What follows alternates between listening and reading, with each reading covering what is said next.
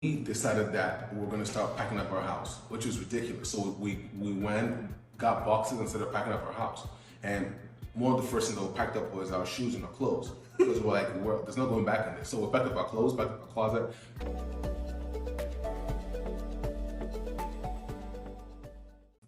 Hi there, my name is Elizabeth. Hey, my name is Ugo. And welcome to another episode of Youthful Vibes, where we bring fun and enlightenment to the journey of youth. If you have not done so already, don't forget to subscribe to our channel. What are you doing watching this video if you haven't subscribed? Subscribe already. Today we're going to be talking about, what to do when you're confused and frustrated with God. Yes, and every one of us at some point has, we've all experienced that feeling when it's just like your faith has just sped off and left you, and you read all these great things about God, oh, how awesome He is, but then you're at this point where you're waiting on God for something, or something is taking too long, say a spouse or a relationship or career, or when we went, the most recent that we went through was career related, but it's like just this thing you're waiting on is just taking forever, and it leads you to getting confused about whether God is still there, or just frustrated at God and knowing that He's there. Like, and especially when everyone else is just getting blessed, everyone else is getting what they're waiting on. All your friends are getting married, and all your friends are getting promoted. All your friends are getting new jobs. Everyone's having new babies, and you seem to be the only one. Yeah. Because you have old babies. Anyway, but so point is, Older than me. doesn't make you. I will not get into. She always be looking for my trouble. She always be picking fights. I don't know why she does that. You started it. I'm just gonna not get frustrated and confused. I'm not gonna. Anyway, so let's dig into it. And we have some tips that we want to share with you, and we hope that it's also you find them beneficial and it blesses you. Yes. The first thing I want to say that it's very easy to be confused and frustrated with God when you don't know exactly what His plans are. Like, you can't see the bigger picture. You know what you want for yourself, but it's hard to see, like, you've got these deadlines, and it's like, okay, God, what you doing up there? Like, I'm about to be 35 in a few years. Like, what's up? Or like 30 roll around and you're still not married. Where that man at? So it's very easy to be confused and frustrated because we can't see the picture that He sees. And so we just hope that these tips help. And the first thing is to ask for help. And when we say ask for help, we don't just mean ask God for help. I mean, we're very big advocates of having people in your life that you can be transparent with. In this case, one of the earlier videos that we made was talking about having friends who were strong enough to carry you and to help be your support structure through times like this. And this would be a time to have somebody to pray together with, but more so someone to air your frustrations with, because it's difficult to put up a front, and it's unfortunate that we have to do that a lot in church. It's no knock on the people in the church, but you have to almost show your strength. You can't just display your weaknesses to everybody, but have that one friend or that core group of friends who you can be transparent with and just share how frustrated you are with the phase of love that you're in. And then under this point is to remember that this is a phase. It's not going to, the fact that you're frustrated is not where it's all going to end. The story is not finished yet. God is not done yet. So you're going through a frustrating period, but it's not over. So while you're going through it, have somebody. If you're not married, it could be your spouse. Even if you're married, it could be other people as well. But your spouse should be a part of, ideally should be one of those people that you talk to. But talk to some people about how you feel. Right, and just sticking to the point that it's just a phrase, in Job 23, 9-10, it says, "When he is at work in the north, I do not see him. When he turns to the south, I do not catch a glimpse of him. But he knows the way that I take. When he tests me, I will come forth as gold." So just understanding that this is a phase, you are frustrated, but don't stay in your frustration. And then also for those that you're going to count on to be your support people, remember that there's going to come a point in your life where you're going to be someone's support person.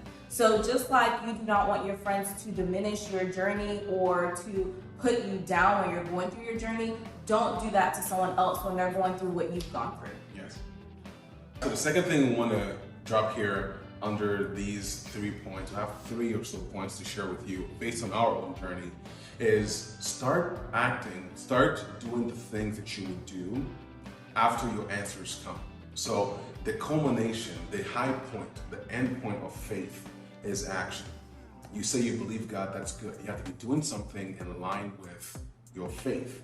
Now, prayer is one of them, but action after you've prayed, your confessions is another one, but the actions you take, the things that you do. The question that we asked ourselves at some point when we were believing God for a career move was, we're looking to relocate from the state we were in at the time to a different state. And during that journey that lasted several months, when we were just believing God for this move, we decided that we were going to start packing up our house, which was ridiculous. So we went, got boxes instead of packing up our house. And one of the first things that we packed up was our shoes and our clothes. Because we're like, there's no going back in this. So we packed up our clothes, packed up our closet, we started packing things up. People didn't know that was a state. People outside didn't know that was a state that we were living from at home. And nobody really needs to know this stuff, right? It's your journey. But doing that helped us fix our mind that God, you better come through, or we are going to live out of this box forever. You know? And just to touch on that, it's funny that he says that, because we literally were living out of our box for a few months. And going back to point number 1, we had our few select friends that understood what we were believing God for, like the magnitude of it. And the crazy thing is, just talking about, seeing your friends have career changes and you're waiting on that. During that period, we actually had a group of friends that had a career change, that had a career move, and it was just kind of like, oh man, like theirs already happened. God, when is ours going to happen? And they knew that we were believing God, and they would come back and they'd be like, hey, how's it going? Not to kind of boast that, oh, ours already happened, but to check in with us and to see what moves we were making and what we were doing to kind of move forward or propel ourselves to what our goal was. So yeah, it's crazy. So all in all, we're saying take action right now. So don't sit in your frustration. Take action, but take action towards what you would do if your answer had come already. So let's just say if you're looking for a boo, if you're waiting for God for a boo, let's just say it's a guy or a girl. What would you have to be? What would you have to have? Who would you have to be if that person were already in your life? One big one is listening, communication. So if you're a guy, listening, attentively, actively to all the things they got to say. Whatever. And they got a lot to say. He has a lot to say. So just being able to prepare yourself for those things, but take those actions right now. Those actions help you prepare and get you ready, get you in the right frame of mind to receive those things you're waiting on God for. Yeah, and even career-wise, like we talk about it all the time, you want yourself to go from a managerial position to a directorial position. Well, what are you doing in that managerial position to prepare you to be a director? You can't just say that you want these things, but you're not doing anything to actively get to that place that you're going to be like, okay, I deserve to be here. Granted, there are some things that God does for us, and it's like, I had no qualifications whatsoever, but the things that you have done to prepare yourself is what qualified you in the presence of God to get to where you wanted to be. And so with that being said, let's talk about something else that we need to do. When we're in a place of frustration and confusion, it's very easy to believe that God has not done anything for us. That is a lie. There are so many things that He's done for us to get to where we are, and it's in this period, in this moment of time, that you need to go and pull those things back out. Write them out. Remember the fact that He got you through college, He paid for your school fees, or whatever it is that He did for you. For me, it's always, I couldn't have gotten through school if it wasn't for God. Like passing NCLEX, passing nursing school, getting the job that I got, going from an extern to a nurse to, making... She's trying to read her resume to y'all. The point is, write those things down. Remember the things that God has done for you, and don't just reflect on them, write them down. Because when you write them down, you give them physical equivalence to those you put a material equivalence to those immaterial thoughts that you have, that you can see it. It's easier for you to remember. So write down what He's done and write down what you're believing Him for, because then that's going to be something else that you can add to what He's done. And remember, this phase is going to pass. So do things so that when this phase passes, you can have a cool story to tell. like we just told you. Third thing that we want to suggest that you do is to turn to God. Now, yeah, okay, how you turn to God when you're frustrated at God? But just remember, you're frustrated at a situation and you believe that God put you in it. And has forgotten you in it. And God's forgotten you in it. Very, very valid emotions, very, very valid feelings. Not exactly the truth, but it's okay because I've had those feelings a lot. She's had them, she's had them a lot. And usually career-wise. Yeah, we've both been there. We're humans, right? And God understands the emotions that He gave us. So you should never allow yourself feel like you are overwhelming God with your emotions. He gave you the emotions. He understands how to handle those emotions. So basically what my husband is trying to let you know right now is that it's okay to go to God with how you're feeling. Yes. Let it out. I know a lot of men have issues with, I'm strong, I'm big, I can do bad all by myself. Oh wait, is that ladies? Okay. Yes. Yeah, we strong, we big, we can do bad all by ourselves. It's a hormone. So go to God. Did you finish your thoughts? No, it's okay, go ahead. All right, good. Oh, I should finish it. Okay, so go to God and share how you're feeling. And don't put up a front with the world, but don't put up a front with God. And there's such a strength that comes when you're able to be vulnerable with God and share how you're really feeling, regardless of your gender, whether or not you're a guy or a girl, it doesn't matter. Just have that. I hope that we get to the point with God where our feelings of confusion and frustration don't pull us away from Him, that draw us closer to Him. That's the last thing. And some of the ways to do this is waiting on God.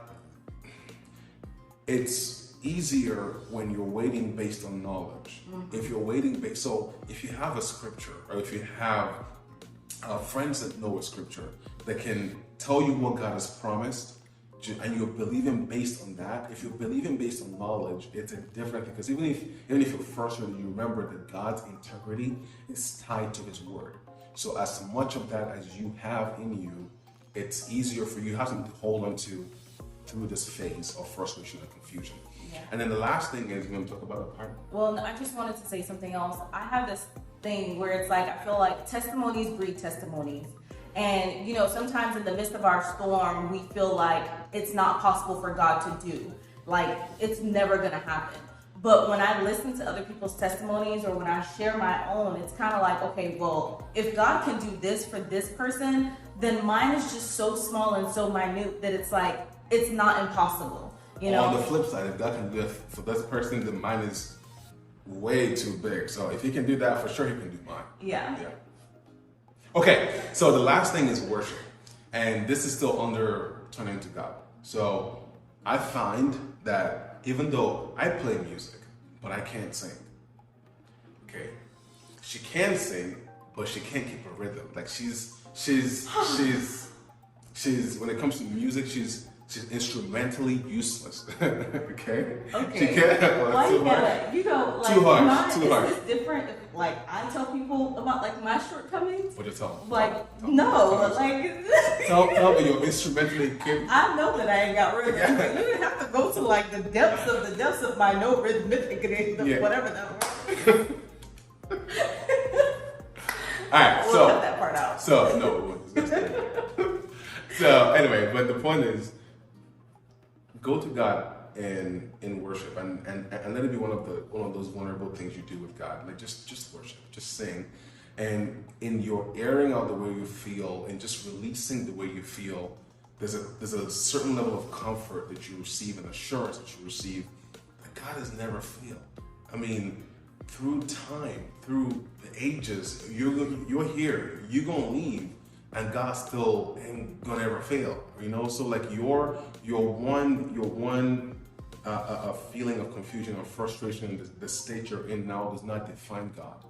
God is bigger than it, and even though you can't see it right now, just being able to get yourself into a place of worship and into a place of vulnerability and openness with God will help give you the strength you need to go past this phase, which, as we said before, is a phase. Yep.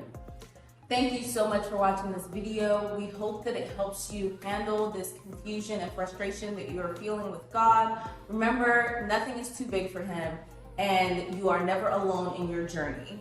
If you have not done so already, subscribe, comment, share, like, do all the things we're asking you to do. Click on that bell so that it can give you a ring-a-ding-ding when we drop something hot so that you can watch. Yeah. By the way, we're on vacation, y'all. If you can see, we're on vacation.